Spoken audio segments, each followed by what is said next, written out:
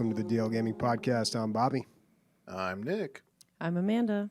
I broke a $150,000 piece of equipment. Snapped it in two like a twig. It was awesome. Ooh. Are you liable for that? No. My manager told me to move it, and we tried to move it with something that we weren't supposed to move it with. It's a boom lift, if anybody knows what that is. And then I tried to pick up a boom lift with a forklift and was doing okay, and then all of a sudden it just fell off and snapped in two. You needed a lift for the lift. Yeah. For the lift. It's basically what happened. Dang. Do not try to extend an extender. Usually something's going to... Yeah, no. It's like OSHA fucking page 1, dude. What do you mean? Yeah, don't put a ladder on top of a ladder. Here's the crazy part. This thing weighs, I don't know, 2,000 or 3,000 pounds. And there's this guy coming in, if you guys remember Austin Powers, when he can't turn around in the hallway with that little vehicle. Yeah. Mm-hmm. They're driving those around all around the stadium all the time now. And this guy's driving, and probably 50 feet in front of him, this thing crashes right where he would be in about 3 seconds. It would have smashed him. It would have killed him. Doesn't even blink. Just drives around the thing and just like, meep, meep, just keeps going like nothing happened. There's a major thing that just happened. But anyway, one thing I like about construction guys is like everybody came over to help. Nobody said like, what the fuck? Oh, my God. Just like, how do we fix this problem? Let's get it out of the way. Oh, by the way, during the time, it was the christening of the stadium, the fucking ribbon cut and all that shit. Like, oh, nice. Yeah. You're responsible for the biggest break during the fucking opening ceremony. Basically, yeah. So that's kind of, wow, you're kind of famous then. Yeah, oh yeah. Yeah, oh, yeah. Forget DLG. He's famous for flopping. Is there like a poster with like most expensive fuck ups and you're at the top now? Yeah, it was 10,000 before me. So no way. I beat that high score by 150 times. Oh my God, you're crushing it, dude. I'm crushing it. At the top of Bro, go for the record. All right, well, we've got a little bit more announcements I'm going to lead and make. I'm going to start with DLG Con. That is still happening in Austin, Texas. We've actually had 2 cancellations, and so there are 2 beds available if anybody's interested. Please reach out to me if you're interested in joining, but you weren't sure because you wanted to stay at the house and there wasn't availability. There now is. So if you want to reach out to me, we could talk about that. And I am planning on having a DLG Con meeting with everybody that's going to be there involved so we can talk about the food, game plan, cars, who's bringing what board games, things like that. So just kind of keep an eye open in the Discord in our DLG Con channel if you're a part of that for soon an announcement coming of when that actual meeting is going to be. I'm probably going to put out a feeler to see what day works best for everybody. So yeah, and then if you don't go to that meeting, there's no complaints later on. You can't be like, well, I don't like cheese when we buy cheese because you were at the meeting. Yeah.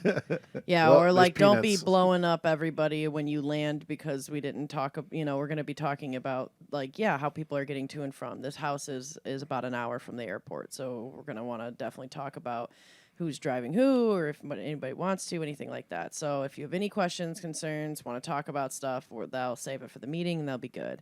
And then we'll have a game night for only those that are going. So, a nice little fun icebreaker or just more things to build on that's already there, right? So, yeah. But, and then the final announcement is that, unfortunately, this is going to be my last episode. It's going to be playing a bit of what... Last live episode. No, my last episode. I have decided that I want to fixate more on hiking and doing more things and diving into like the travel work that I'm doing. And I'm just not sure if there's going to be a lot or at least enough content of playing video games to filter into that. So this is my last episode, which is sad. But well, you make it sound so final. You never know. That's true. Yeah, I guess you're right. I wasn't prepared for this. Yeah, well...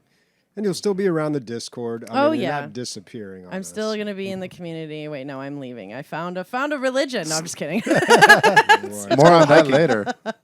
Yeah, it's a hiking religion. We worship hiking. But, this is a video game podcast, not a sad one. So we're going to move right into video games, starting with On the Radar. These are games that have been brought to our attention, but we haven't either played fully through yet or, maybe just a little taster or ones that we're interested in. So you want to tell me about this case of the Golden Idol, Bobby? Case of the Golden Idol is the next game by Lucas Pope. He is the creator of Papers, Please and Return of the Obra Dinn. Now, Papers, Please, I respected that game. I thought it was a great game, but I didn't play a lot of it because it was just, it was difficult and it's kind of a dark game. You know, you're making very difficult decisions. You're playing a guy who works at a, what do you call that when you cross borders? The customs. Yeah, like a custom station. Yeah. Yeah, and it's just, it's a game where you never really feel like you're winning. You know, it doesn't give you the satisfaction of like, hey, you accomplished something. You just do the best you can and get as far as you can. So it's kind of a difficult game for me to play because I like to have fun when I play games. But I do respect it because it was very well designed and it got a lot of praise, very, very well deserving of all that. My problem with it was the legibility issues. Like, you're supposed to be checking passports, but these people are made of pixels. And you're like, I guess, man. I guess it's not the same person. Yeah. His next game, though, Return of the Obra Dinn, I think is just one of the best games I ever played. It is a phenomenal game, and if you have not played it, you really need to check that out. We talked about storytelling in video games. This is an example of a game that actually does it right, that integrates gameplay and storytelling very, very well. And I absolutely love that game. So, looking forward to The Case of the Golden Idol. This is a detective game. And based on the screenshots and the videos on the Steam page, it looks like you're almost doing Mad Libs. You take these dialogues that people say or characters say, and you pick specific words out of them, and you use those words to somehow crack the case by moving them around and joining them together, and creating new sentences out of them. So, again, this is kind of like what maybe Her Story does, where it makes a game out of the story. And it's a really clever way of doing that to actually make you pay attention to the story and make it meaningful. So I'm really looking forward to this. No release date yet. It's just coming soon, but the Steam page is up for it, so you can check it out. And is there a demo? I heard some people talking about a demo. There's not a demo on the Steam page, but I don't know. Fun fact, it's starring Pickle Rick. He's front and center on the... Is that not Pickle Rick? Pickle Rick. That is a demonic. Yeah, that Pickle is. Rick. It's an eldritch Pickle Rick. That's pretty good. Yeah, so looks good. Going to keep an eye on that one for sure. That's going on the wish list. It looks like an old Monkey Island. Those graphics, basically. Mm-hmm. Yeah, the graphics are, Return of the Obra Dinn, the graphics didn't get much better. There's a word for these types of graphics, and I can't remember what it is, but it's almost... modern retro or some shit like that? It's like a filter like you can put on things in like iMovie. It makes the graphics look very pixelated, and some old computer games used to do it. And it really looks quite beautiful, but it can be difficult to discern things from it. But... that was Return of the Obra Dinn. This is kind of going back more to the Papers, Please graphics, where, yeah, it is a little pixelated, but there's definitely some definition there. So I've got something. Go ahead, Chris. Sorry, I have the name of the graphics. It's called Careful Dithering. Dithering, that's it. Dithering, thank you. Dithering. Yeah, dithering is something. It's something that computers do to images in order to save space. It used to be like really bad in the old days. If you bring up, there's dithering. Yeah, if you bring up or you do a Google search of dithering and you do Google Images, you'd be like, oh, that's what that is. A dithering, banding. There's all these words for things and graphics. I think Obra Dinn is beautiful, personally. Although I haven't played it. I just see it. Oh, yeah, it's absolutely beautiful. But you are trying to analyze what's happening in these screens, and you can wander around the environment. So the graphics do kind of make that a little more difficult, but it's still a phenomenal game. I just want to see a dithered decal. By the end of this year, we're going to have a fucking DLG, tongue twister. Dickles Dethered in DLG Con during Dithering decals during DLG Con. Dumping DLG while eating delicious drops. durian. I don't know. Yeah. with drunks all about. Yeah, my game is nowhere near as important sounding. It's about monsters. Highfalutin. Yeah, highfalutin.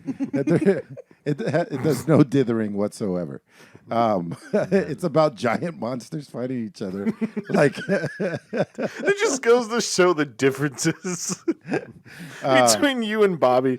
Bobby provides something artful and tasteful. You're like, I want to smash. man. I build things all day. I just want to smash. Well, But what's the funny- monsters look like dudes in costumes, dude. Yeah. That's the way they went for it. They went for the like Japanese 1940s. Yeah, it looks like a Godzilla movie. You know, it's yeah. funny. I have played this game, GigaBash. I played this during Steam Next Fest or something. This is one of the bigger ones that was on there because it reminded me of this arcade game that I absolutely loved called King of the Monsters. Oh, I yeah, believe, yeah.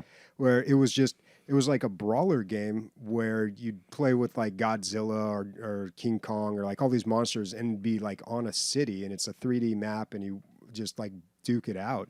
The problem was during Steam Next Fest, it's a multiplayer game, so you have to have other people to play with. And I could not, I queued up and I could not find anybody to fight with. But it does look really cool, GigaBash. So they had their official release date, which is August 4th. So hopefully more people. How many people are playing right now, Chris? 23.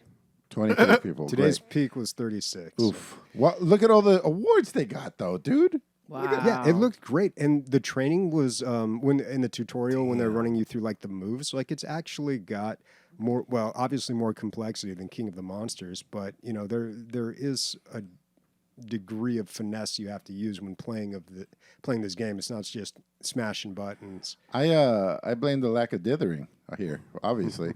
I mean, this is Clearly. why. No, but you know what's funny, dude, is I'm not saying that this is like a standout game or awesome or anything. Cool concept. Should get more attention than it got, right? Or whatever.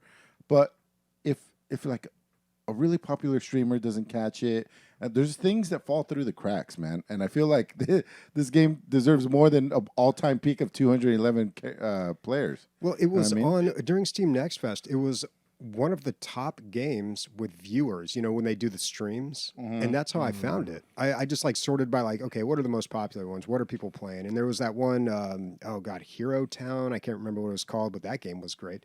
And yeah, this one was on there. But then when I got in, I just couldn't find anyone to play with. What a bummer, because Look that at looks it. great. It looks Yeah, great. This looks awesome. You're like launching skyscrapers at people. It looks great. That's awesome. Maybe it sucks. I don't think it sucks, but it's just like I feel like the developer's scratching their heads, like, what more could we have done? We did exactly what we wanted I mean, to that's do. how it is with a games. You just story, don't know if dude. it's No, on I'm just kidding. Need to get a marketing campaign, Yeah. folks. But the Yeah, characters hit are up, great too. They got this giant shark man. They got like a Rodan bug-like dude. They got Megazord-looking guy from the Power Rangers. Oh, these guys are from Malaysia. This game was developed by people in Malaysia. Oh, that's interesting. That's funny because that country Kill got the flattened by Prime Minister of Godzilla Malaysia. in the 1950s. Okay, who's next? I'll talk about something that's kind of we can all experience because it's free and it's actually a mod, but it's on the front page of Steam. It's called Entropy 02, and it's a mod for Half-Life 2, and it involves a bunch of properties from like the Half-Life universe, like Aperture Labs and stuff. But you play as a Combine, and you command Combine like synths, like robots and shit. But you do find yourself in Aperture Labs at one point. There's all kinds of like crazy weapons, and essentially it's the merging of Half-Life 2 and like Portal, I want to say a little bit. I haven't seen any Portal mechanics, but I definitely have seen some like Half-Life 2 mechanics, like gravity grenades and obviously all the enemies from Half-Life 2 and things like that. You're trapped in an Aperture Lab as a Combine, and you're looking for a doctor that runs the lab. And so, yeah, it's definitely interesting. That's super interesting, man. Yeah, I like that because could you imagine even an alien species that highly they if they stumble upon Aperture Labs, they're like, what the fuck was going on in here? There's fucking goos that make you fucking bounce. There's goos. There's all kinds of crazy shit down there. So yeah, more info on Aperture Labs is always cool. What's the player count right now? Sorry, I just want to know. Oh wait, you can't see player count. Can you for? Wow, yeah. See, Yeah. that's way better than the fucking. super giant. Hey, monster fuck fighting off, game. man. Well, speaking. No, Oh, go ahead. okay, so no, go ahead. Wow. All No, right. after you. I After feel like this you, is yeah. every door in Canada is like people trying. You first. No, you first. No, you first. two guys at a Starbucks. Oh. It's so different than Mexico where there's no doors, so it's like it doesn't matter. Just You make Mexico sound like it's like. Well, so- you know, it has no doors. There's no doors, but you know, talking about fucking off and no doors, nature's like that. Nature's pretty neat.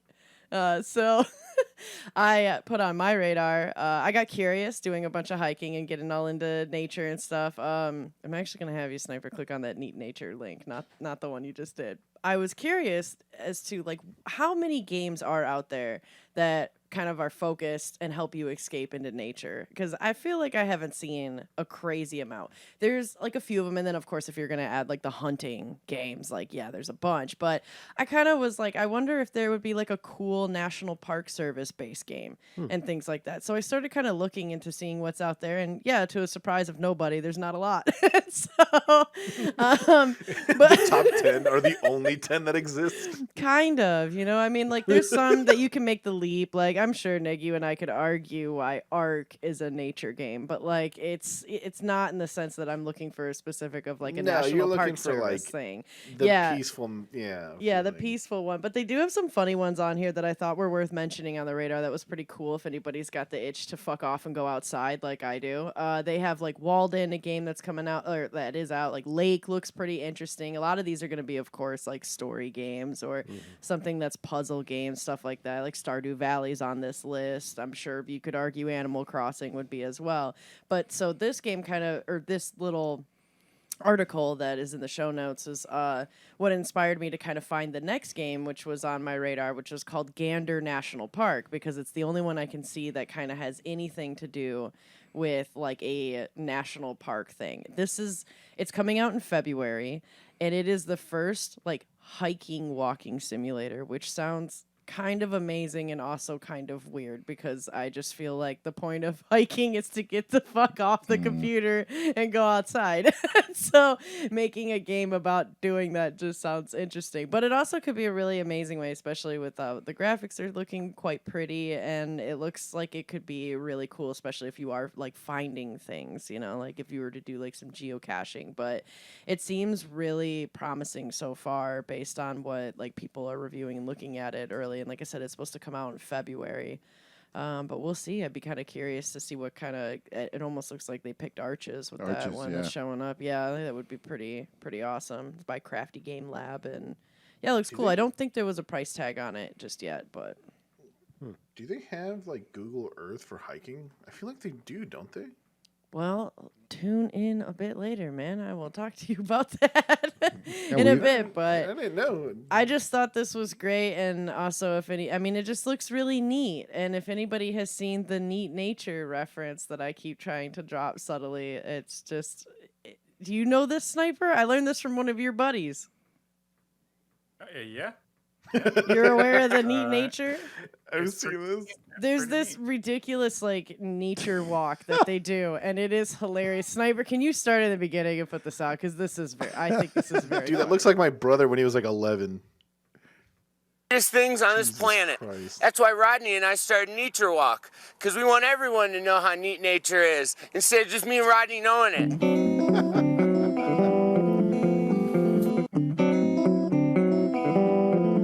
Lenny Pepperbottom.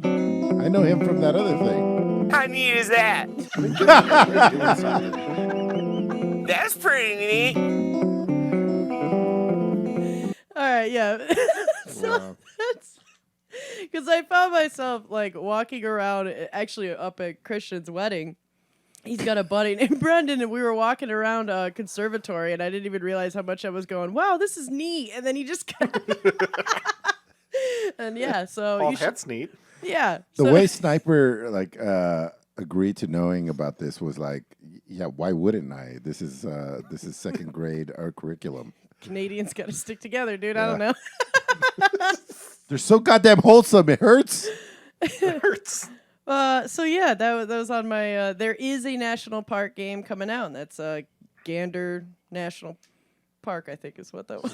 It's not going to be Gander, good. Gander National Park. So take a gander. This episode's brought to you by Go the Fuck Outside. Touch grass. Yeah, and then run back inside and play your video games. Man, you guys are doing all this like big stuff. I got another game about people beating each other up. I'm telling you. So RumbleVerse is a what do you call these games? God damn it! Beat 'em up? No, when you last guy surviving kind of thing. Like PUBG. King of the Hill? PUBG. Yeah. Oh, Battle Royale. Battle Royale. Battle Royale. But it's a fighting game. So it's like a wrestlers running around a city, doing the people's elbows to each other, and those. So you run around, you get pickups. It's very, very Fortnite. You grab things that give you more health, you give you more stamina, stuff like that. But also you're picking up special moves. So this guy, J.M. Crofts, shout out to him, one of the YouTubers that I watch. He played it, and he tried to turn himself into Zangief on his first run. So he had a lariat, which is like when Zangief turns around where the fireballs go through him. And he got a power smash or whatever. So those were his two special moves. He's like, I'm Zangief. He did really well. He got down to the last three or whatever. But it looked really fun. It's funny when you take guns out of a battle royale. It turns into this whole other thing. I don't know. It looked fun. It's free on Epic. I'm gonna try it out. Not only is it free on Epic, but right now, one of their free games is currency in this game or some sort of pack of items. But yeah, they're doing some sort of promotional thing right now. That's a good tie-in. Mm-hmm. Yeah, and they're also doing... go ahead, I know Nick. there's a Chinese melee, what is it called? Like Battle Royale game that's doing really good. Forgot the name of it. But this looks more fun. Like it looks less try-hardy. Yeah, for sure. I mean, on his first game ever, he made it to the final three, and check it out. Check it out. J.M. Crofts. I am going to be there. You should be there too. And just the way that your characters go up the buildings, it's kind of like how the Hulk does it. Hulk smashes all the way up. It's pretty sweet. What else do I have? Inkbound. Inkbound is a turn-based roguelike RPG by the guys who made Monster Train. So I'm thinking it's kind of like For the King, right? But it's made by those guys. So the artwork is pretty, far out there. They said they were going for the feeling of like Hades, right? The way that items work in Hades, but in a 3-player multiplayer RPG. So, I mean, this sounds fucking awesome to me. And it comes from a vetted developer, so... Yeah, it just said the creators of Monster Train. Yeah. I'm sold. Yeah, exactly. So... the developer's name is Shiny Shoe. But the best thing we have so far is 2023 is when it's going to come out. So who the fuck knows? Okay. Keep an And eye by on the that, way, though. like now that it's open on Steam for you to say like funny things when your game's going to come out, like whenever all the fucking sauce is stirred or whatever the fuck. Now I kind of expect them to like use things like that whenever we find the glass slipper, whatever. Like start to use that now. Don't just do now. 2023 sounds lazy to me. I need something better. I need like whenever we pay our electric bill or whatever, something. Give me something different. All right, time to talk about some games that we have been playing, I suppose. Let's talk about Cult of the Lamb. So Nick and I both played that. I picked it up, and I was kind of excited to play this game because it looked like that good mix of management and action that I like. And that's what the game is. It's got those two parts to it. One part is the management side where you're managing your cult and you're cultivating devotion and you're building buildings and all that stuff. And then you have the action part where you go out into the world and you kill other cult people and like do boss fights and stuff. One recommendation, this game really does need to be played with a controller. So I played on a mouse and keyboard. And you move with WASD, but then you move your mouse and left click where you want to attack. and it takes a little getting used to. So I'll be moving right, and I'm not aware of where my mouse is, but I want to attack, so I just hit left click, and my guy will attack on the left side. I'm like, no, the enemy's over there. So you kind of have to be aware of your mouse cursor as you're moving with WASD. I mean, that allows you to do things like move right and attack left, which is good, but still, it's just, it feels a little awkward on a keyboard and mouse. I actually didn't get too far into this game, not as far as I wanted to, but I got a couple hours in, and I think the art style and just the way that they do like the animation and just the characters and everything is perfect. It reminds me a little bit of Binding of Isaac, but not quite as dark. A little bit of, I think they were called Happy Tree Friends. I don't know if anyone remembers. Yeah. those. I know what you're okay. talking about. Like Yeah, those really they're like- gruesome. Yeah, they were very gruesome, Yeah. but they're these little cute, fluffy cartoons with animals and stuff, and then like something totally gruesome would happen, and it was just like really messed up. And they're short, like 2-minute clips. A buddy of mine had that on DVD like 20 years ago. This is back before like YouTube and everything. And you know, it was like back in the day of that like Mike and Ike's Film Festival or whatever that. That's not what it's called, but you know, where you didn't see this stuff like on the reg, you know. Yeah. So he had these DVDs and he showed us like one night, and of course we're all stoned, like, oh my god, this is amazing. What is this shit? You know, you just never saw anything like that. You go on E-Bombs World maybe, but Yeah. yeah, we all remember E-Bombs World. But anyway, they nailed that part. The music, like you go and do something, they have that cult noise, like that low rumble, like oh, you know, like just like everything comes together. It's a beautiful package. But I definitely will say that the sound effects like are amazing. Like all the ethereal voices that they have for each kind of like creature. yeah, the sound design's really, really good on this. So, Bobby, what's going on here? You manage your cult at home, and then it's kind of like Yes. an XCOM thing. Yeah, exactly. Then you go out in the world, you fight, you Fight. get more. Yeah, Is it like you fight in kind of like a Binding of Isaac thing. So you go from room to Yes. room. The angle's a little different. It's not completely top down. And then you kill other enemies. You learn their attack patterns. You have gear. You get new Interesting. gear and items and abilities. And then you have like a boss fight at the end typically. And then there's also a map where you go from stage to stage. So there's a journey to it. And there's different parts that you have to unlock and go through it. So it seems like a really good game. I don't want to, it doesn't seem like they've really broken the mold and done anything that different here. Like nothing like completely. And of they course, combined the two genres? yeah, and they just did a good Yeah. job of putting it together. The So presentation's great. and they do let you name your cult. I was boring and just kept it Cult of the Lamb. Nick, did you give your cult an interesting Jesus name? Christ, dude! Yeah, the this is Cult of coming from the Dinkles. guy whose dwarf paladin in D&D was named Dwarf Paladin. He That likes was to his have name. fun when he plays games, guys. First name Dwarf, last name Paladin. Cult of the Lamb is what he went with, guys. All right. Honestly, Cult of the Lamb is better than I thought he was just going to say cult. Cult of the cult. No, mine was Culty mine was called cult. Cult of Dinkles. Well, it makes sense. So the story that they start you off with in the beginning is you're a lamb that gets sacrificed, and then there's I don't know, some other devil or demon that says, I need you to start a new cult for me so I can get my power back. So you're actually like a reincarnated lamb out there slaughtering other cultists so you can build your own cult, and you recruit like cult followers, and you can sacrifice them for bonuses and stuff like that. But I thought it was funny that you just like take a lamb, because we all know the sacrificial lamb thing. That's kind of iconic when it comes to It's about time the religion, lamb gets some cults. comeuppance. yeah. Well, the whole thing is that so. in the Hold on, beginning Nick. of the game- What's your cult called?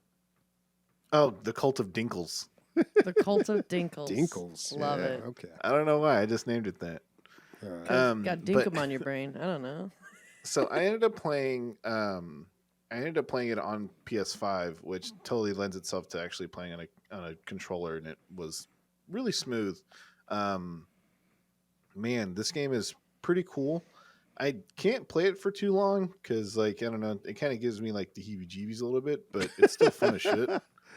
I mean, compared it's to just like it, dude. Like the sound effects are so good. Like you're listening to so they keep referring to someone named the Old One, but when I looked it up, it's not Satan. So essentially, there's like these Cthulhu like dudes that are all like bosses of their own cults, and you're kind of like in like a weird version of hell, and you're like your patron is locked up, and the other 3 key ones are ruling around, and they're trying to make sure that your patron stays locked up, but your patron forgives your soul, and then that's how the story starts. Like your patron ends up is like, hey, I need an actual army, so get to it.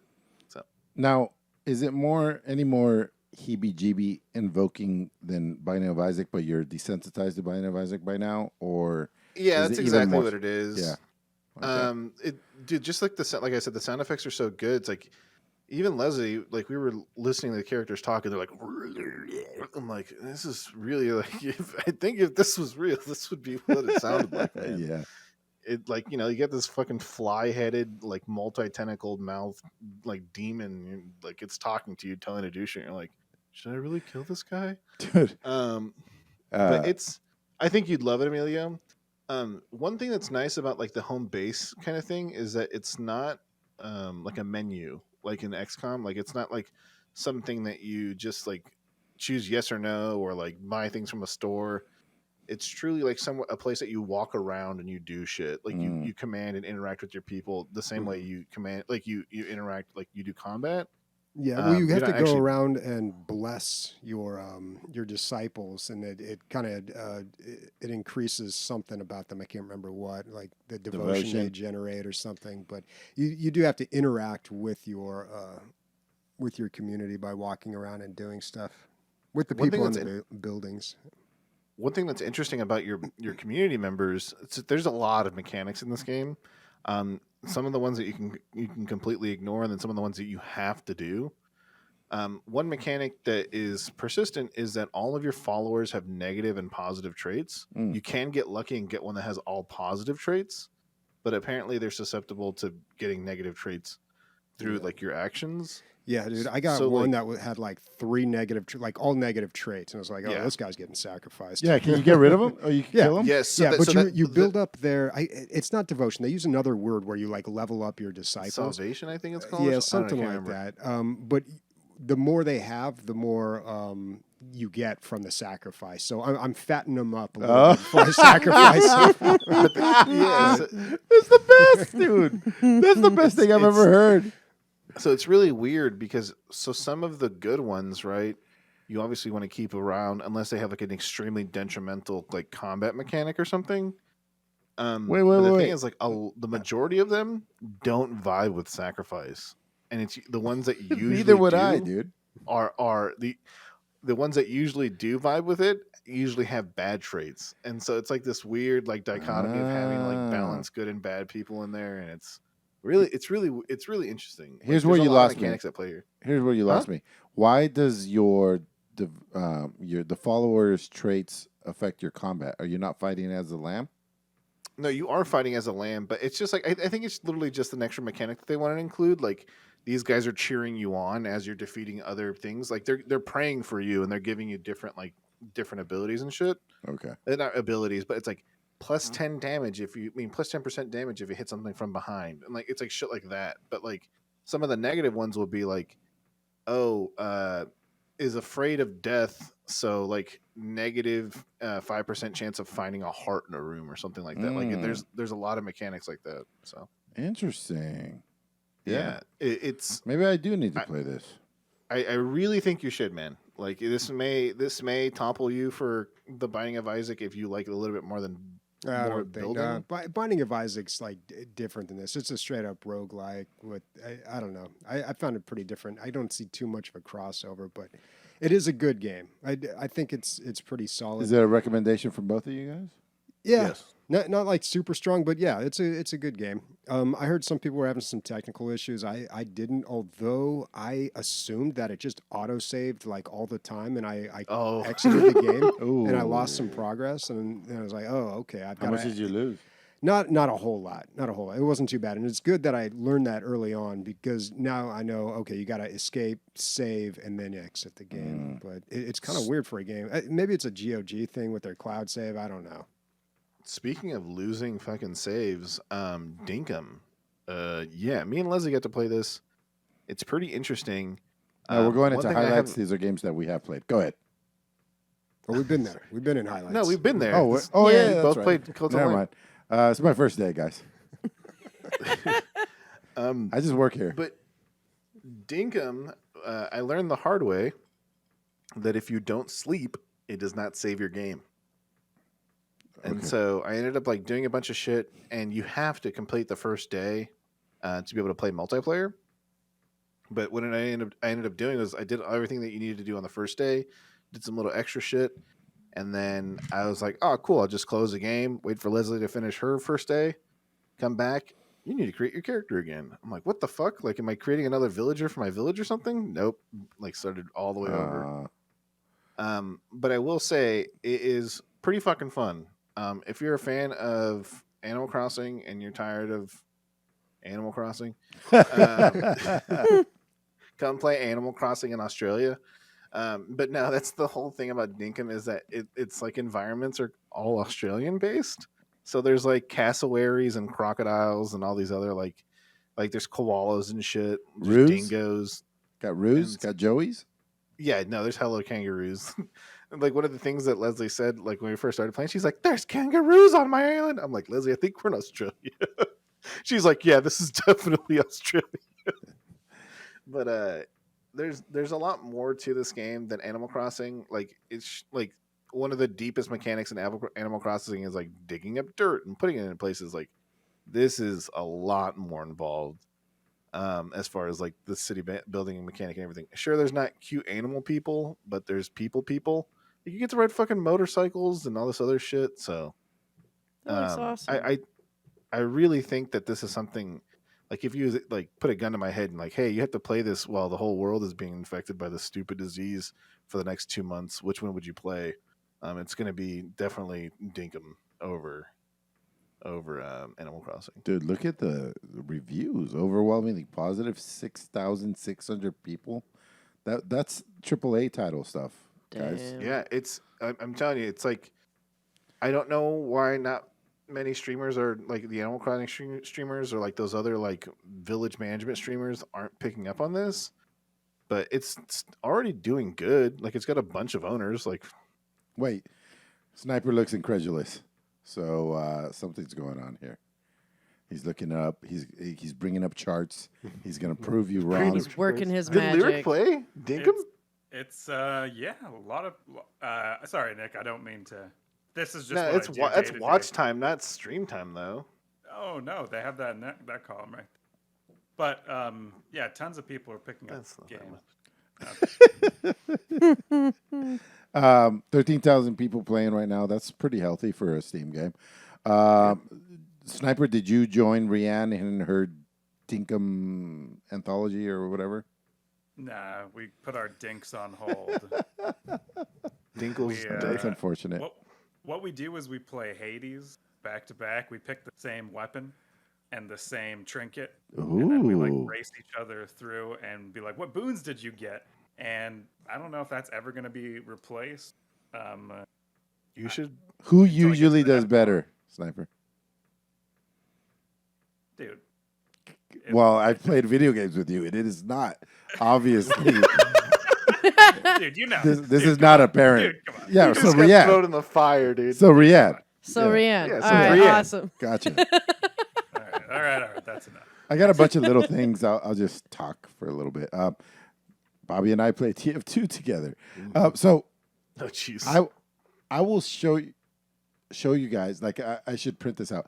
I have lists and just screenshots after screenshots of me texting Bobby and no responses. Just like hey, thought you'd appreciate this. Hey, remember this thing? Hey, what do you think? No responses. I text him TF2 question mark. He'll be right there. So like if it interests him, he's into it. So anyway, yeah, we jump on TF2. Hey guys, we're too good. That you get to a point in something in your life that like you ascend. You know, Bobby and I could not be on the same team because we rapidly run. We go to the top, and then the game's like does not compute. Must make it fair. It cannot have two. So then Bobby always gets switched Three games in a row? Yeah, Wow. it happened 3 times in a row. And that's an unfortunate part of TF2. So they auto-balance teams all the time. They do a lot of stuff like that, auto-balance, and they bring in new players whenever other players leave. And it's nice because it keeps the game going. Yeah, and keeps the game healthy. ultimately, it's a good thing. But the problem is, if you want to play with somebody, then it is very likely that you're going to get moved to another team, especially if you're crushing and the other team just it's like 5 people will be like, all right, I'm out of here. This isn't fun. Yeah, unless you're playing with and then it's Sniper. going to auto balance, and then it's going to take, we're like at the top of the list. So it's just like, oh, this guy must be good. Let's just move one of these over, And so that was pretty frustrating. But other than that, you just fall right back into it. It was just, I wouldn't even say it takes a full game to get back into it, dude. no, Half a it's game. like riding a bike, Yeah. man, just on top of it. And I could tell, like, if somebody was new to this and they didn't know what was going on, it's chaotic for sure. Yeah. But then for somebody who knows how to read what's going on, Yeah, I mean, there's 8, 9 classes. They're all doing different things. There's all sorts of sound effects, and it's so fast. This game is just, that's what I always loved about TF2 and what keeps me coming back. It is just so fast, moment-to-moment gameplay, adrenaline. This I haven't seen this cartoon. I want to see what it's about. I'm going to watch it with audio later. There you go. That guy's the president of the Man Company, by the way. The Man Company. Yeah. Yeah. All right. What else do I got? I got Gorn. Even more manly stuff. Yeah. I talked about it last time when I first played it. Days is like, you got to play Gorn. Yep. So I was like, oh, these are my people, right? Like I am amongst where I should be, dude. Like they're big old fucking beefy gladiators all duking it out in this fucking tiny arena. And every level, every stage, let's call it, you get a different weapon. So I had played the same first level like so many times. I'm an idiot. I never turned to the right and saw there was another door. So I was like, there's so many more levels. So I started playing the other levels, and I started getting to the range weapons. And I put a video of it right here. So you pick up a bow and arrow, and bows and arrows in VR feel amazing. Like, it's so good. They just feel spot on. I've never shot a real one, but it feels like I think it should feel like, right? And, the head shot tracking, the shoot them in the knee, it'll slow them down, all that stuff. There were points, guys, where, like, a guy was running up on me with an axe, and they're really dumb, super, super dumb. He's running up on me with an axe. I pulled the arrow that I shot him in the chest with out of his chest and use it to put it in his head, dude. It was awesome. A different time, I looked down and I saw that I had arrows sticking out of my chest. I pulled those bitches out and used those as ammo fucking against the other dudes. That was awesome. This game is... So it's a fun place to be. You're in a gladiatorial arena and you're fighting these big dumb idiots, and it's great. And there's so much gore and all this stuff. But what I didn't expect out of this game was the difficulty. Like, it gets hard. It gets really, really hard. Right after the bow and arrow level, I don't know, skip halfway through. I don't know if it's in this, but hopefully it is. They give you these forearm crossbows, but the way they work is you have to crank them up. You have to like use your left hand to crank up your right hand, and your right hand to crank up your left hand, and get this little dart that goes tick, tick, tick, tick, tick, tick, and then it locks into place. You hear it, chink, and then you're ready to like get a headshot. But man, it's pretty nerve-wracking because you're like trying to run to a corner. There's no running. There's no corners. It's a circle, and you're like, you got to run away. Your arm, you move like a gorilla in this game. So your arms are your feet. So you got to like, hurry up in the corner and turn around and pump up your little thing. It doesn't work. Ultimately, what happens is you use the ranged abilities to get melee weapons from them, and then you kill the rest of them, because I could not do it with all range. It's tough with range. Yeah, Yeah. but super fun.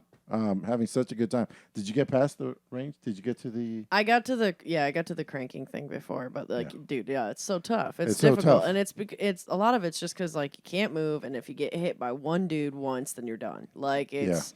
You can't really get hit at all, and that's part of the toughest part to me, at least. I mean, I kind of like the bow and arrow. I don't necessarily think that it really feels. It's been a long time. I remember being a young little girl and like shooting a bow and arrow. I don't think it's the same from what I remember. No, but it's it is exactly the good. same. It's exactly the same. That's what we aim for here. Realism. No stories allowed. But no. I think for VR though, like the bow and arrow stuff is pretty fun and pretty good, and it's definitely way better than Demio. There's in the little like basement where you can hang out with friends in Demio, they actually have like a little shooting a bow and arrow, and that's really clunky and shitty, whereas this one in Gorn is like way more accurate and better. It's kind of nice to get that headshot too, but yeah, this game is just chaos. It's fun, but it gets hard. Yeah, it definitely gets hard very quick. I was sweating buckets. Yeah. Sam came over to give me a hug, like while I was playing. She's like, "Fucking gross, dude," and I was like, "Dude, I'm killing these gladiators. Aren't going to kill themselves." Also, When she gets mad at you, you should just hand her the fucking VR headset. Be like, Yeah. "Here, you can hit me all you want." Yeah, We're all dripping packing with sweat. sweat. exactly. Oh, but dude, like the thing that I would definitely recommend is make sure, you have a lot of space for this game, because every time I smacked played, some stuff. I was gonna say every time I played this game, every time I've had somebody try this game, something gets smacked. When I brought this over to Tagloro's place, like his TV got punched. Yeah. Like I've punched my TV. Like it's this is for sure a electronic puncher kind of a VR game. So make sure you got a lot of room and be careful. Because it's a game about range, right? You want to be out of the range of the axe, but you have to be in the range of your sword.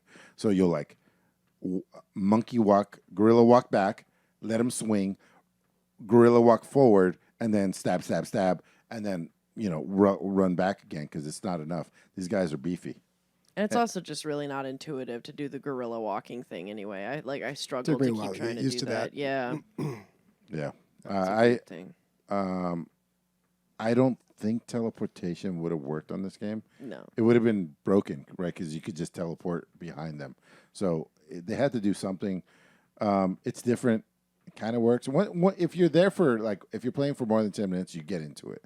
But I felt like an idiot when I'm trying to run really fast and you're like you're just moving these. It's just weird. It is a weird feeling. You kind of move like a cockatiel, like the way Yeah. they walk. Anyway, I had a good time with that. Nice. Somebody else talk. All right. Well, I mean, having a good time. I am halfway through my national park extravaganza is what I'm calling it. And so I have this master plan that I've called Burke, and it's because I'm ending in Berkeley, and every time I think of Berkeley, I just think of Burke. And so it's just I don't even know why I linked that anymore. If anybody cares, it's like what it looks like. But what I'm getting at is that there's a lot of national parks I have on this trip that I'm doing, and so I thought it would be really sick. Since the last time I was on the episode, I talked about on my On the Radar Google Earth VR, and so I played Google Earth VR and revisited the parks that I just came back from. And so I'm going to do it again once I go up towards Berkeley, because I'm leaving on Tuesday and we're going to Sequoia and Kings Canyon and Big Sur, and Muir Woods is still on the docket of things that we're doing. And so then I'm going to check out Google VR, what that looks like. But I did look and play Google VR, the stream mode for the Grand Canyon and Zion, and I miss the Vermilion Foothills and the Petrified Forest. That would have been cool to check that out. But anyway, with canyons, the Grand Canyon, I thought it looked pretty cool. It's pretty fun that in Google Earth VR that you can just kind of fly around, and then you can also press a button to rotate the whole Earth into being in front of you, almost like you're staring at a map instead of hovering or flying over it. And so I really enjoy that, and I thought that for a Google Maps thing that it looked really detailed and nice once you were in there. Once you got into the street view, I kind of was looking around at the Grand Canyon and almost felt the same rush that I did 2 days ago when I was also standing at the Grand Canyon, just even in VR. So I do love that at least it's good enough to where it's going to fuck with your mind, which is what I'm a fan of with Google Earth VR. So, yeah, if you can't go to national parks, I think this is a pretty fun alternative, actually, is to be in VR and visit them anyway. So you went like in the crack of summer, dude. How hot was it there? Fucking hot. Yeah, it was. I went during the winter, and it was 48 degrees when I visited. So and, definitely memorable. Yeah, with the Grand Canyon, it's crazy because I was in Phoenix, Arizona was my previous assignment. So I actually went to the Grand Canyon in the fall, and then I went to the Grand Canyon in the winter, and then this is the first time I've been to the Grand Canyon in the summer. And I think this season is my favorite. Like, even though it's hot, we showed up. It's hot. It's fuck off. It's hot, guys. I was just telling my buddy about how much you'll draw out my A's. Anyway, yeah, like it was very hot, and but there was a lot of storms, and I think what was the coolest fucking thing was driving through the desert while seeing these storms in the distance, because the amount of field of perception you have when you're driving through that desert is insane. Like, I thought Texas was big sky country, but honestly, no. Like, I think that spots of Arizona, definitely Utah, and certainly Nevada, like, are the big sky countries, because it's just, I mean, it just sprawls for forever. And one of the craziest and coolest things was three times my friend and I drove like right on the edge of a storm, and then either outran it or just skirted it and went in the opposite direction, which was like insane. I felt like I was in a video game, like in an airplane or something. No, I felt like it was PUBG and I was riding the fucking blue, and like, it was the danger amazing. Zone incoming. Yeah, the danger zone incoming. That's exactly what it felt like, especially when we were like leaving the Grand Canyon. There was one moment where we were driving right into the storm and then had to turn to be literally right in front of the storm and then try and outrun it. And it was intense because it's in the middle of fucking nowhere in the desert in Utah. Like, there's nothing. And it was crazy. It was like, oh my God, it started just raining hard, and I'm just like, all right, we're gonna go. And we outran it. It was great. Damn. I also loved when we skirted the storm and then went in the opposite direction, was in Vegas, which was hilarious because it was like we could watch this enormous storm cloud just shitting on Vegas, but we're riding right on the edge of Vegas. And then we turn and we're like, bye. And so that was a blast, dude. But yeah, I thought the summertime was awesome. And I mean, like, it was kind of hot. I think it seemed hotter in Zion when we were in Zion, but yeah. We have some like people that aren't from the States that listen. And so the big sky country thing sounds weird because like the sky is always the same size. The idea is that there's literally nothing between you and the horizon in any direction, and so it's sky and land, and that's it. It's a I didn't know that's what that meant. Big sky country sounds highfalutin, but really it just means we ain't got shit. Well, there's nothing here. You could just see ground, road, a cacti, and like that's it. It's big sky country because that's the only thing going on. Yeah, it's the only thing going on. It's the sky. Yeah. But I will say that what really helps and at least kind of messes with the perception is the mountains in the background. So you can see mountains, but they are like hundreds of miles away, and that's kind of the trippy part. Yeah. There was one moment in Nevada, like when we got past Vegas, where I literally felt like I was driving through one of Salvador Dali's paintings, and I was like, which made me very, very happy because I love that artist. But it was just like, yeah, it was like a surreal dream, like driving through it, because it was so far away and the mountains were so far away that they took on this whole different kind of color of like a dream state pastel. It was insanity. It was awesome. So that was cool. Yeah, what's up? When I went in the winter, man, it was like, it looked like just straight art that you would see like in any kind of like diner or anything. I've never seen those kind of like purples and reds and all that kind of stuff like show up in the sky in real life, and it was actually like something magical. It was super magical, dude. Yeah, I'm a huge fan of like the nature out in Southwest because it's pretty neat, and it's nice to be sharing it instead of you and me knowing it. So it's a different kind of pretty though. Like where you grew up, like I find that shit Oh There yeah, is. dude. There's something magical about living in the Shire. That's for fucking sure. Yeah. Yeah, like I'm not saying it's not pretty, but there is something about seeing such extreme and just I don't know. It feels there's a desert magic. I love that they had that in Dune. That like yeah, the desert has magic. There's desert magic. I totally believe in that too. It dwarfs you. Yeah, You know. Yeah. You yeah, feel it small. does. Yeah, Um. it's humbling. Yeah. All right. Anybody else? All right. Dude, I'm over all the sickness and everything, but I just have to clear my throat constantly. It's getting better, though. Okay, so this week I got into World of Warcraft Shadowlands. Let me back it up a bit. I don't know what that What means. the fuck? Is that like that's not the old one that they're redoing, right? No, No. This is the most recent expansion for the game. but they're coming out with another expansion. I can't remember what that's called, Dragonborn or something. That's coming out. Dragonflight. Dragonflight. Dragonflight. Yeah, and that's coming out. They promised it would come out in 2022. It is coming out December 31st, 2022. They just made Yeah, it. they're gonna push that shit back. Yeah. So let me back up and just kind of explain how I got here. So I started playing HOTS again, and it kind of I met up with a lot of people I used to play that game with. So I've been playing a lot with those guys, and they also play WoW, and they had mentioned that, hey, Blizzard is going to kick off in late September the Wrath of the Lich King Classic servers. We're looking for some people. We're going to do some 10-man raids. Let me know if you want to join. And I'm thinking about it, and I'm like, God, I get confused on all the WoW expansions because there's been so many, and I've dropped in and out of the game so many times. But I thought about it, and I'm like, okay, level cap was 80. That's when I ran a Shadow Priest for the first time. And I had a great time doing that. A buddy of mine from middle school, we played WoW together for the longest time. Like, this is before, like, there was so much data on the internet about this stuff, but, like, he taught me how to the spell rotation and everything on a Shadow Priest, and I would just dump damage in these long boss fights, and I had a great time doing it. So I was like, yeah, dude, I'll do that.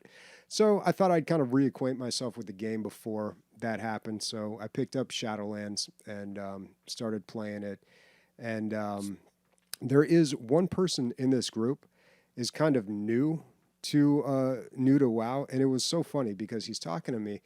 And I'm like, oh, okay, you're getting into WoW. All right, man, that's going to be a journey, dude. Get ready. It's going to stick with you for the rest of your life. And he's like, well, I played the Old Republic. Like, I've played MMOs. And it was funny to me. It's like someone like about to do heroin saying, don't worry, man. I've smoked weed, so I know what I'm getting myself into. Like, dude, you have no idea what you're getting yourself into, dude. This is going to be your life for a while. And sure enough, we're playing Heroes of the Storm, and this dude's like, he dies. He's in the respawn. He's just sitting there. We're like, hey, dude, you gonna come join the game? He's like, oh yeah, okay, I'm back. And I can tell he's just alt tabbing between WoW and Heroes of the Storm while we're trying to play a game. He's hooked, man. He's hooked. But it's really interesting because I can see from talking to these people and from playing the game, I can see the direction that the game is headed. They've been streamlining the game forever. And a lot of people like they have a problem with that, but a lot of people like it and still play it anyway. But they're pushing it in a direction where eventually it seems like it's not going to matter if you're Horde or Alliance or what race you choose. Back in old school WoW, it was like, if you rolled a human, you get your racial trait for that human, and that was that, and you could never change it. Then they made it so like you could like pay money and change to a different race. But you had to figure that stuff out. You're like, okay, I'm playing like a Shadow Priest. I need haste. Okay, I'm gonna pick a troll because they've got a racial trait that increases their haste. And like sometimes you just didn't know and you kind of got screwed, but that was just your character. So and they're doing all this stuff that binds to your account. So pets and mounts and all these things, like you earn them on whatever character you happen to be playing, but then they're bound to your account and you go to another character and they just pop up on there too. So it just really feels like the game is going in a direction where they're trying to, like, I wouldn't be surprised if at some point they let you do raids or dungeons with Horde and Alliance characters. Like you just queue up in LFG. So that's actually already been done. Oh, it has. Okay. Yes. So there's a raid where you can queue up as Horde and Oh, just Alliance. one. Yeah, and well, the other thing is that a couple of things that you mentioned are actually have already happened. To include that as well as it, like you were like, oh, it doesn't matter if you're Horde or Alliance. The Mhm. last 2 expansions kind of started the same way, where it's like, oh yes, this evil from another world is coming. We must all unite to defeat it. Yeah. And then eventually it just ends up being like, oh, this person betrayed the Alliance, so now it's everybody's mad at that person now, so it's Horde versus Alliance again. Yeah. So the new class that's coming out in the next expansion is similar to the Pandarians, where they can be Alliance or Horde. And so yeah, that's a big thing. Yeah, I do have a question because they had a problem with populations on servers. There were way too many hordes, and they would do the PvP thing, like you could flag yourself for PvP and get into fights, but it was just it sucked because if you were an alliance, there's no point in doing it because you're just going to get ganked by all the horde out there. Because way more people pick horde because there's a bunch of edgelords out there or something. I don't know. I personally like alliance, but It's obviously better, dude. I don't know. That's what. Yeah, the Horde is. Come on. Oh my God! Come on, you we got guys. guns. For the Horde. Listen to that. Everybody wants to be For the Horde. Yeah, I want to join that Well, guy. here's the thing. Like back in the day, like vanilla WoW, you could not play a paladin on the horde, and Nope. you know I always And got that was real that paladin. was by design. Yeah. And he is dwarf paladin. Yeah, I am Always. dwarf paladin. Oh my That's god, my first character. He man, is the dwarf Alliance. Nice callback. But I then do have a question for you though, Bobby. Yeah. Like one that might save you a lot of time. Did you know you can play WoW Classic right now and level up your character for? we're going to be starting on a server that's going to be brand new. Like, Oh, okay. We're We're gonna, doing- so you're committed. You're in. yeah, I'm in. Yeah, you're Well, back. you know what? Okay. I talked So to the guy who's like actually heading it up, and he's like, "Oh, you know, we're full actually, but you know, you can hang out and like, you know, if we need like a sub or something, Get us like, coffee. Yeah. Coffee. I'm like, all right, dude. Well, wait till you see the damage, then we'll talk. You know? Wait till you see my Shadow Priest on Wrath of the Lich King, and then what's and you tell me if I'm a sub. I think we might have this like boomer moment when you play, man, because the game has changed so much. Yeah, but it's a classic. It's No, even in classic. Well, I mean, you probably didn't. Nah, I think you probably still kick ass in Team Fortress. But one thing that is like, I saw a video by Asmongold that compared like classic to actual classic, like the experience of playing it and like just having that lack of information. And he frames it so well by just one example of a situation. And there's a dagger that exists in WoW that you have like a small chance to deal like 600 damage when you hit something with it.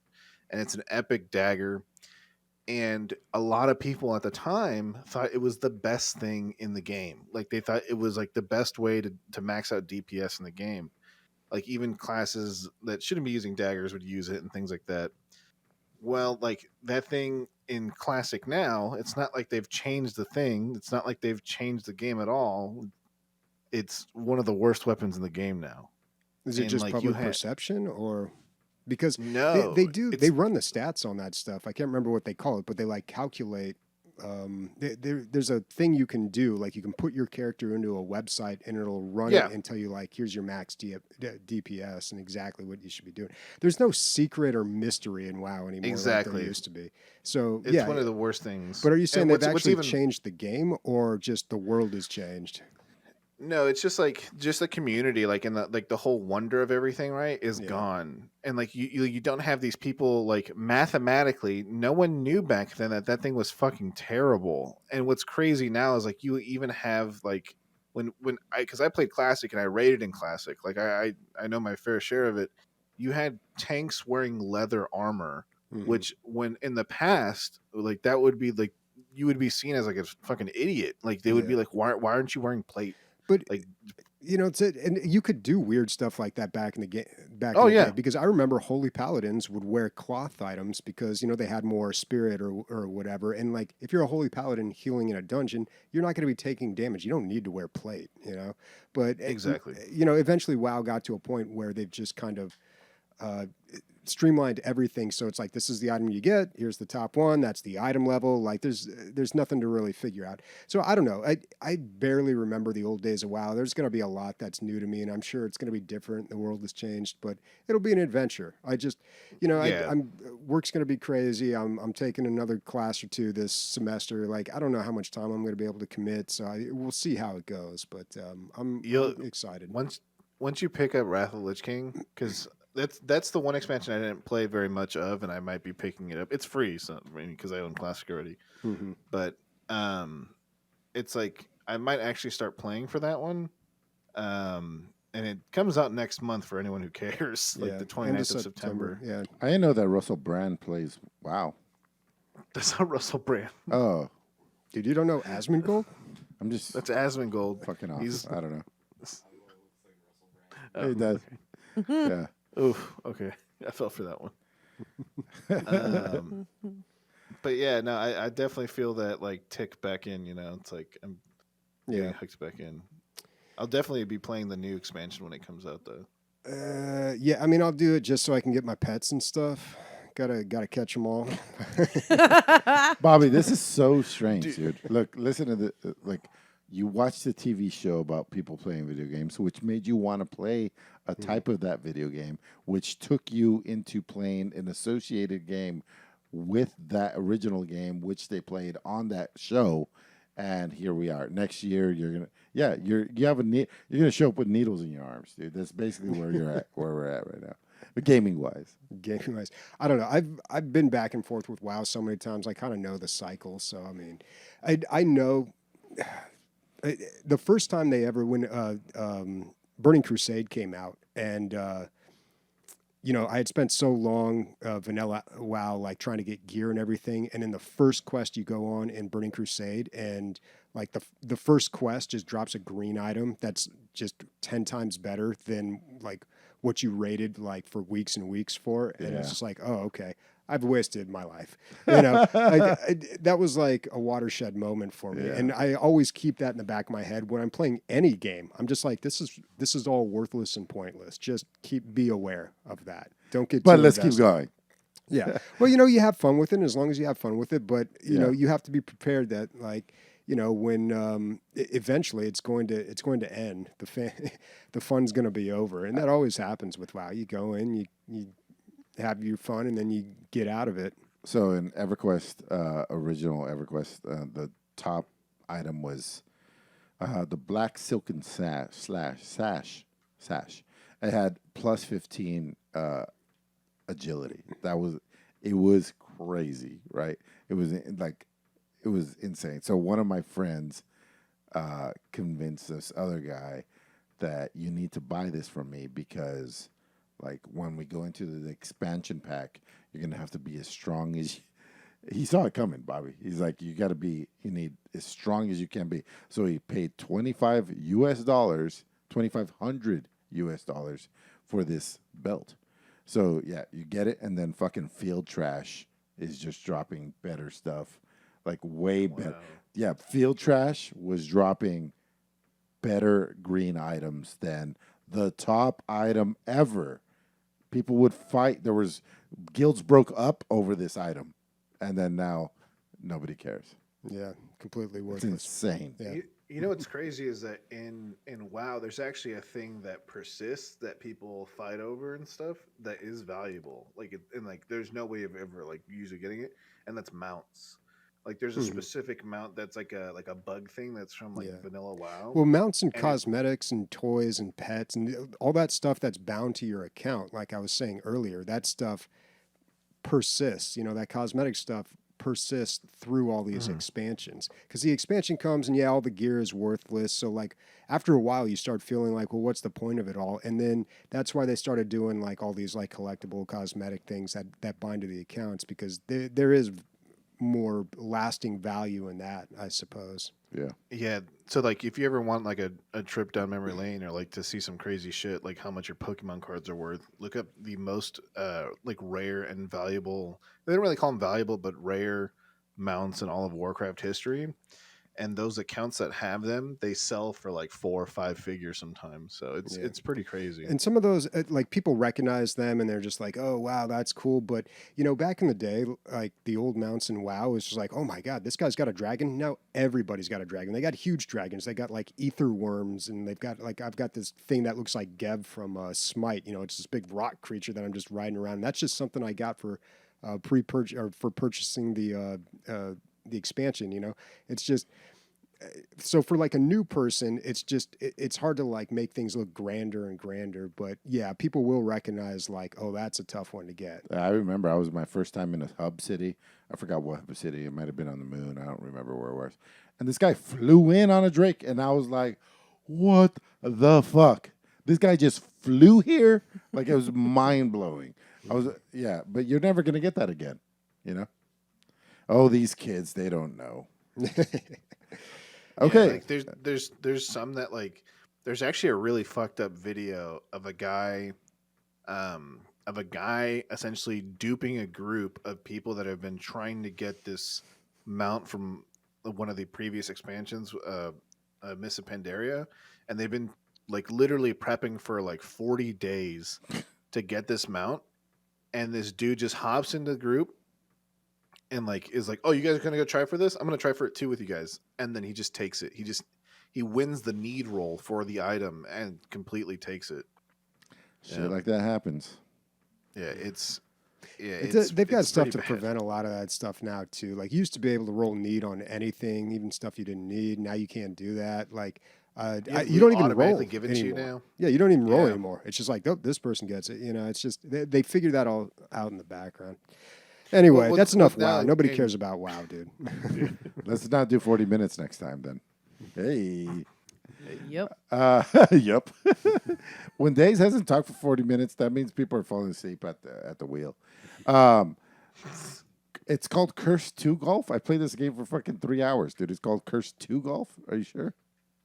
I know that your character is Curse 2 Golf, but I thought see, that 2 is so small. I'm old, man. You can't do small text like that to me anymore.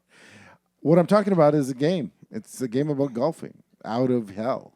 You are in purgatory and you need to golf your way out because you're a golf pro. And of course, that's how it works. It's a roguelike, so it's procedurally generated. You will never play the same course twice, which is great. Has a little bit of a branching path as you're going through the holes. Instead of going to hole number 2, you might go to the store to spend some of the money you got from hole number 1. What are you going to spend your money on? You're going to spend it on cards. What do those cards do? They give your ball magic abilities. Things like the one we just saw where it explodes in 3 separate balls and you take the best one of those. Or a practice shot, or an extra stroke, or a rocket ball, stuff like that. Being the roguelike player that I am, I was trying to save all my cards for when I was going to lose, but that's not the best way to use your cards. You want to use them strategically where it's going to save you the best amount of strokes, whether that be the first shot or whether that be the last shot or the middle shot, somewhere in the middle. You want to try to unfuck the situation. The whole game from top to bottom is cute. Like the presentation, super cute. The sound effects, super cute. Everything. It just looks like it's this, retro Nintendo era game. I feel like everything here could have been done in Nintendo era. There's nothing crazy except for the procedural generation. I think that takes some computing process. But other than that, it could have happened. And like Bobby said the other day, if this would have came out in Nintendo era, it would have blown everybody's mind. But the game is enjoyable. I'm having a good time. I got to the boss level, and I did not want to leave. Like, it was time to go, and I was like, no, I want to stay. There's curse levels where a lot of times games will do this, where there's like fuck, Bobby, on DRG, what's it called when there's like a thing going on, like extra exploders or more gold or whatever. A modifier, I guess. Oh, yeah, modifier. Yeah, but these are all negative. They're curses. But usually you'll have the same one throughout the entire thing, whatever it might be. This one, like every 3 strokes, the curse changes, so you can't plan ahead, and that's kind of it's refreshing in the way that they punish you. But having a good time with this. How much is this, Christian? Do you know? $17.99. $17.99. A little steep, I would say, but it's a fun Maybe game. 10. Yeah, I'd pick this up at 10. This looks actually really fun. Yeah, it's fun. I wish it was 2-player. It would have been really cool if it was. Even I don't know why from the very beginning, because it's a golf game, right? You feel like you could play even if it's not true co-op. I would totally just hand my controller to the next player because that's how golf works. You know, it's just like that could. Why not? Especially when I got to the boss level. Guess what? Your boss level is you versus like some other guy, and you're racing to the last hole. And so it has 2-player built Potential. in. Yeah, potential. It's all built in. They just got to do it. So maybe that'll be a part of the expansion. But having a good time. What? I wonder if that's going to be something that they add. I hope so. It's probably based on how well they do here. How much money they make and how much more time they want to put into it. But I feel like they could do it pretty easily. Being from a couch developer over here. Oh, it's fine. It's already done. You just got to switch a couple knobs and turn a little doohickey. But yeah, its cute demeanor does not take away from the technical difficulty of the shots. Like I totally thought it was going to be like, because it does that like Madden power shot thing, right? Like it's got that thing that like Power meter, bar. you got to stop and start. Yeah, with and pressing a I button. saw that, and it's not just that, dude. So it has the power meter that goes up and comes down, but it does it slowly. And I was like, okay, no problem. I can smack the shit out of this every time. And then it also has the one for the arc of your ball, and I was like, oh, okay. I've seen both of these things a million fucking times, but what I didn't account for was the cards that you can play, and the this backspin or forward spin you could put on the ball. You can make a ball forward spin on the first bounce, backspin on the second bounce, forward spin on the third bounce. Like if you're on top of it, you can there's a secondary control scheme once the ball is in the air, and it's satisfying. It's pretty cool. Yeah. You're not gonna get much, but like a couple feet, couple inches in the right direction will save you a couple strokes, and enjoying it for sure. Having a good time. You're on quite a golf kick, dude. I am. Play some more golf. I would much rather be playing Walkabout golf. I Like know. I'll that. have to play that with you when I get That is fucking incredible. I love But that I game. mean, to play walkabout golf, you got to pay. It start $1,500 is probably the minimum. Oh, I guess you could play straight with just the Oculus. Oh yeah. Without a computer, right? Yeah, I don't think you truly need a computer for walkabout golf. I don't know. You know what? Fucking worth it. Even if you need a computer. Buy the computer for walkabout golf. Everybody has a Don't computer. walk about and play golf. Buy that shit on a computer and sit inside. Last thing is Evo 2022 just happened. That's Evolution Fighting Championships. It's in Las Vegas every year. It's the Street Fighter, or not Street Fighter, but fighting games tournament. I watch it every year. I'm not going to say too much about it. This year was exceptionally entertaining, I felt. It was the best one in the last 3 years for sure. The way to watch this is you just go to YouTube and you say whatever game you even remotely care about. So like Street Fighter top 8. So you watch the whole bracket from the last 8 players to the end or whatever. So I highly recommend you check out the Street Fighter 5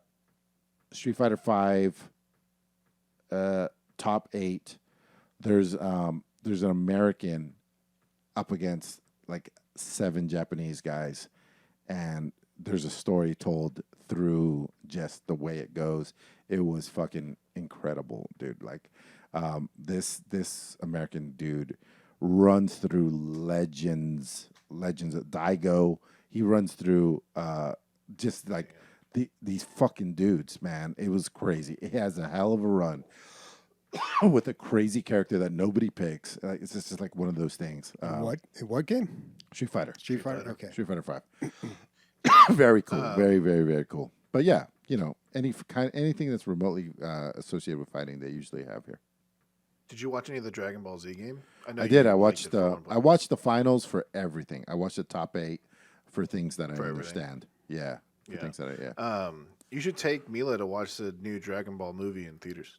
What? It's really good. Is it a kid movie? I mean, it's fucking Dragon Ball, dude. It's like, yeah, she can watch it. All right. It's an anime. Earlier when you were talking, Bobby, about like older Mike and Ike's or whatever, what was the animation called? Mike's animation? It was Mike and something's, Yeah. like some weird animation or something like that. He used to come to town every year. Did anybody used to watch Homestar Runner?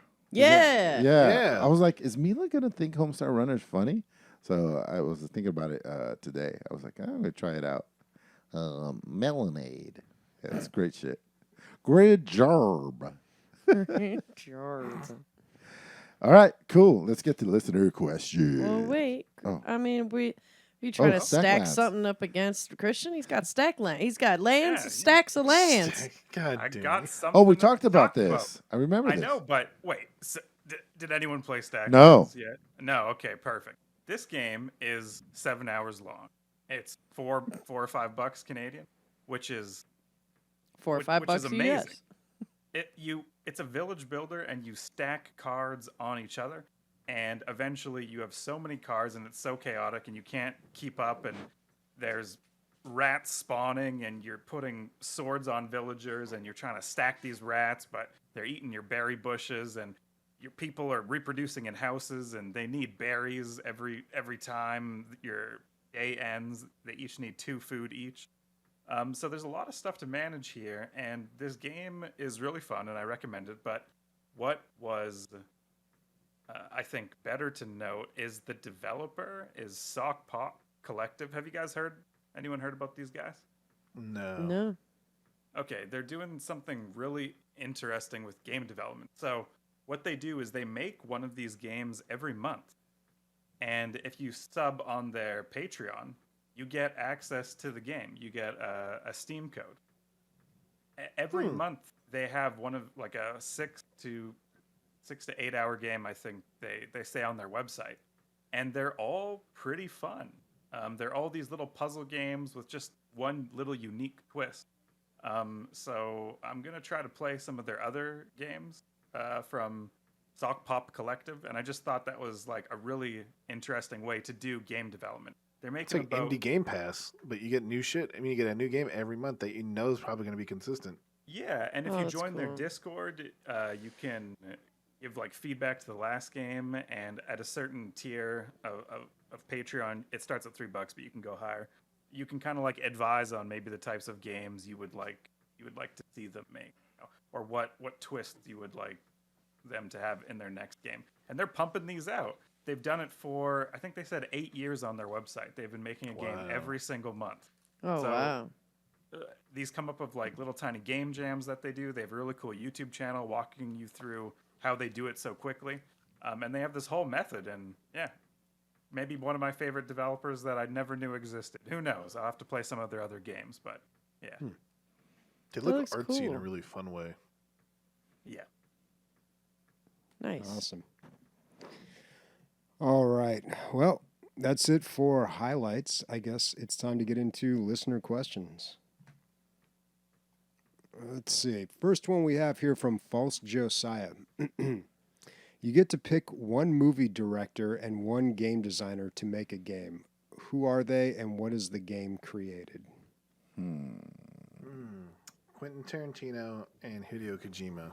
Ugh. And they just Oh, make dude. like some crazy ass like cocaine bender game, that involves like existential crisis about the like internet or something. I don't know. Like It would break the be pretty world, dude. wild. Damn. You can't even those Took guys my can't, director. those Yeah. guys can't even have a conversation. It would be the unstoppable force and the immovable object hitting. Yeah. Yeah. Good call. Thank So you. I'll take the award. Didn't Guillermo del Toro work with whoever on Death Hideo Kojima? Stranding? Yeah. Yeah, so originally he was planning to work with PT. Like he was supposed to do the directing for PT and stuff like that. But what ended up happening is when that game got scrapped because he got dumped by the company that owns Metal Gear Solid, Konami. Sorry, thank you. He was like, "Well, do you still want to work on a game?" And he's like, "Sure." He's like, "Let's make this game Death Stranding," and yeah, he's in the game. So. Hmm. Yeah, I feel like I'm sure it's happened in the past a lot, but I feel like that's becoming a little more common now too, where movie directors are becoming involved in games. There's a LucasArts game that Spielberg helped I was out on. directly involved. That was too. Monkey Island, wasn't it? No, not Monkey Island. The pit, the something. I don't know. I can't remember. I played it and it was really good. It was really weird to play a point and click adventure game that was just like straight up serious. The Spike Lee and the NBA game. Yeah, that one wasn't. I heard that one wasn't very good. NBA 2K16. It's a weird Yeah, you mashup. kind of made the story mode. Yeah, I think I remember that one. Yeah. Shoot. Okay. Anyone else got one? Director and a game designer. Well, I guess maybe not game designer, but a developer. Like, I would love to see Devolver work with fucking Guillermo del Toro. I think they would make some pretty dark, crazy shit. Yeah, that I would be very Yeah. fascinated in looking at. I cannot think of the guy who did Spore. What is his name? Oh, Will Wright? Is it Will Wright? I think it's Will Wright. You're right. Will Wright and Danny Boyle. They just kind of like they're always thinking about space shit, and I think they might come out with some good shit. Yeah. Bobby first started talking. I watched something. I forgot what it was, and Bobby was like, "Oh, it's a Danny Boyle movie. You should check out the rest of them." And so then I started watching his other movies, and I was like, "Oh yeah, I love this shit." And then after that, I learned that I should start looking at directors and not just fancy, flashy trailers to find my movies. Taika Waititi and like Valve can make some crazy shit. Like I'm thinking like TF2. I don't know. He's more humorous. thinking- Maybe something. yeah, I was about to with, say, I But think- I'm playing humor. TF2 is what I was thinking of. You know what I mean? Oh. Yeah, but I don't know if it was Valve. What's the developer from all the old LucasArts guys? They made Psychonauts 2 recently. Oh fuck. Why can I not? Something Head Studios.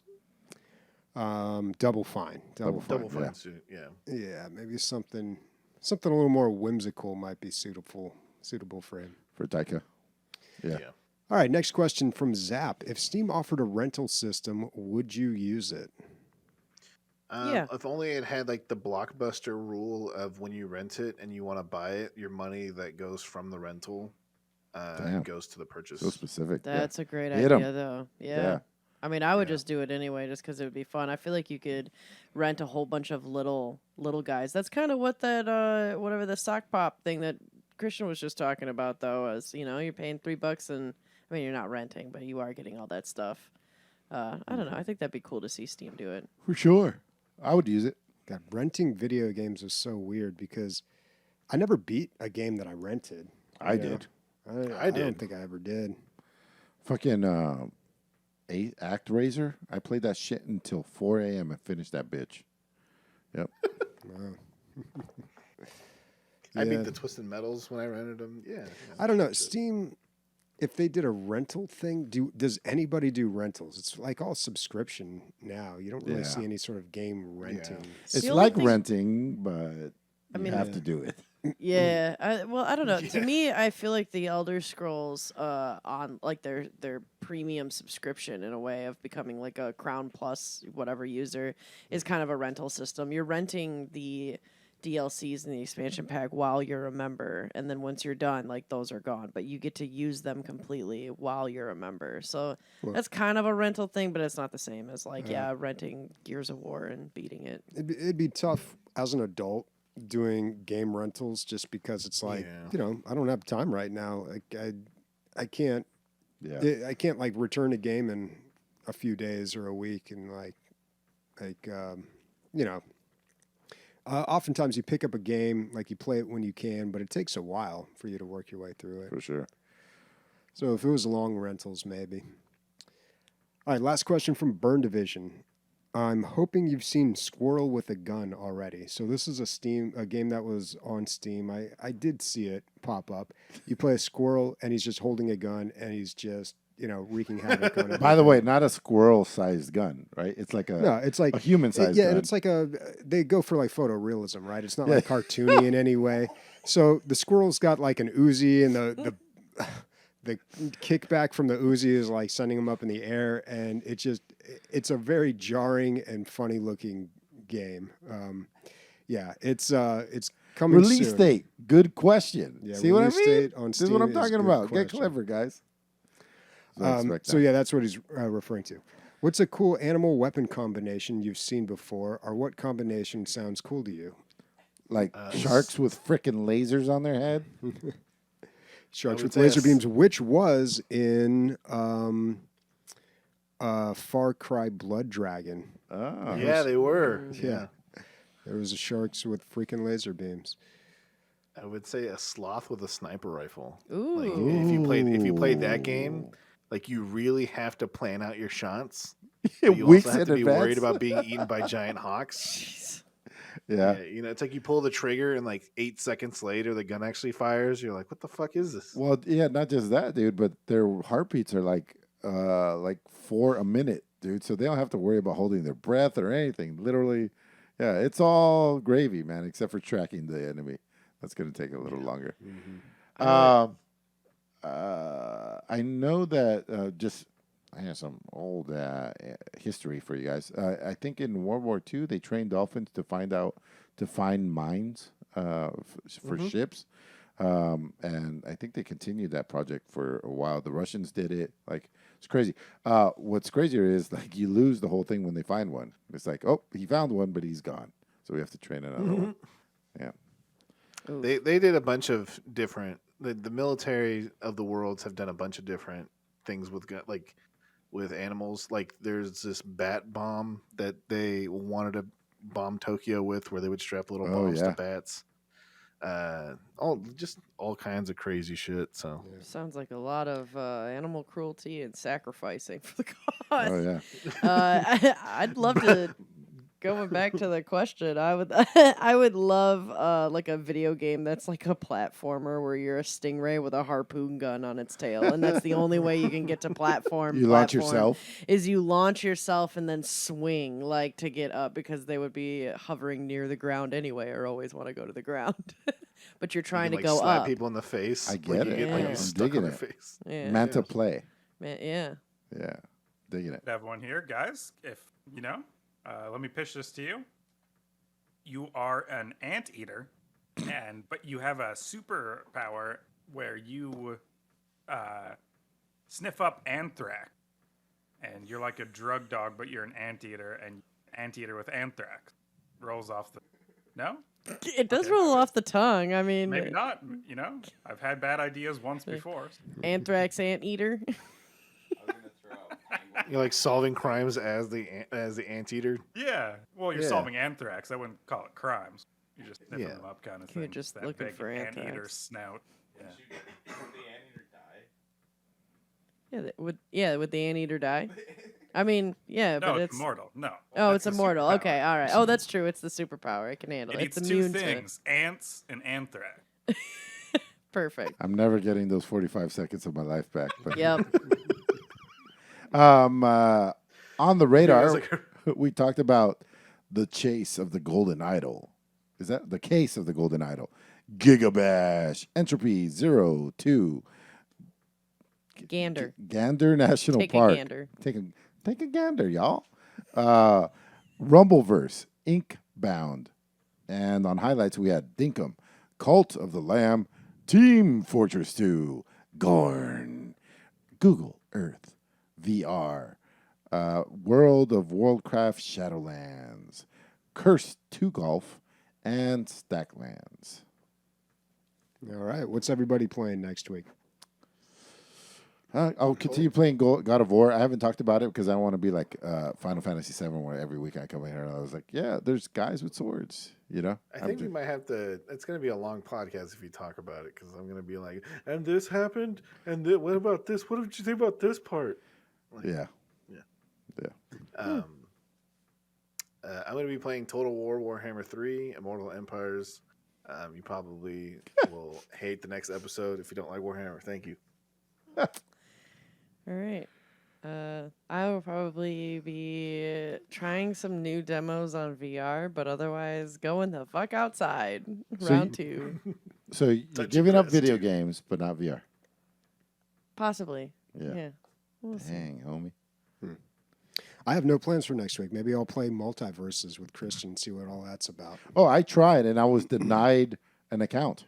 I took a screenshot and I sent it to Sniper. You saw it, Sniper. Yeah, I don't know why they denied you, dude. Maybe they know like your pedigree. They don't want you on the game. Could be. Game. Could Too be. good. Too This good. guy smashes too smashed. Too good. Yeah. Something like that. Yeah. All right. Well, can I do the send off? Oh, yeah. Yeah. Last time? All right. Well, speaking for Bobby, Emilio, Christian, Nick, and myself, troll titties, because I'm going to see all you fuckers next week. Ha! Wow. Damn, you got me, dude. Fuck. I got. I won't be in the studio, but I will stay Wow. on. There's gonna Bobby be- called it. He saw right through that shit. He was like, no, I wouldn't say never. I've been sitting here feeling bad this whole time. Like, I'm just like, God damn it. She's leaving gaming for hiking, and it's my fault.